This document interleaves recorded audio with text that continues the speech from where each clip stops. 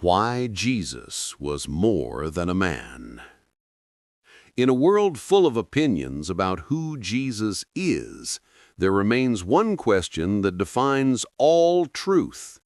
Was he only a man, or was he God come in the flesh? From the beginning, this question divided light from darkness. The Apostle John begins his gospel not with Bethlehem, but with eternity. In the beginning was the Word, and the Word was with God, and the Word was God. And the Word became flesh and dwelt among us. The Word, eternal, divine, entered his own creation. Many today say Jesus was only a great teacher, a prophet, or a moral example. But the Scriptures, from Genesis to Revelation, tell another story. In John chapter 8, Jesus declared, "Before Abraham was, I am." He did not say, "I was," but "I am," the very name God spoke to Moses from the burning bush. The people understood exactly what he meant. They took up stones to kill him, for he made himself equal with God. Jesus spoke as God. He acted as God. He forgave sins, not merely offenses against himself, but against God. He stilled the wind and the waves with a word. He received worship, and he never refused it. No prophet of Israel ever did such things. Only God himself could. Centuries before his birth, the prophets foretold his coming. Micah said, "But you, Bethlehem Ephratah, though you are small among the clans of Judah, out of you shall come forth one who will be ruler in Israel, whose goings forth are from old, from everlasting." The child born in Bethlehem would not begin there. His origins are eternal.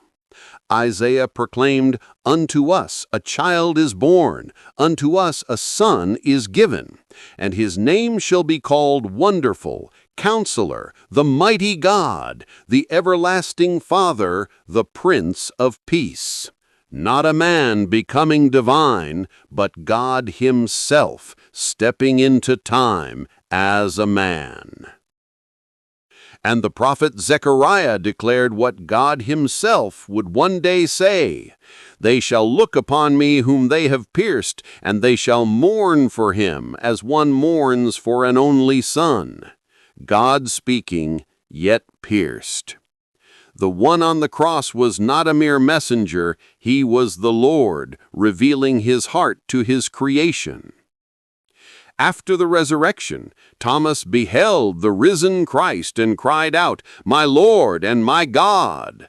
Paul wrote, "In him dwells all the fullness of the Godhead bodily." The disciples did not worship a man who became divine. They worshiped God who became man. The earliest followers of Jesus, long before councils or creeds, held one unshakable faith: Jesus Christ, true God and true man.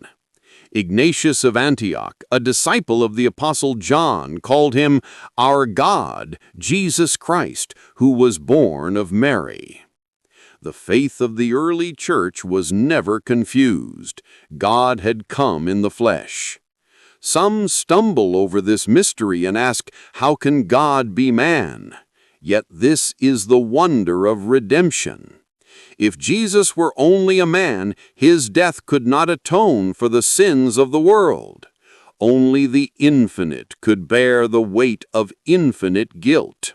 And only one who was fully man could die in our place. On the cross, divinity and humanity met. The eternal entered death and conquered it. He rose not as a spirit, but in the body that bore our wounds, forever joining God and man. To call Jesus only a man is to deny the testimony of Scripture.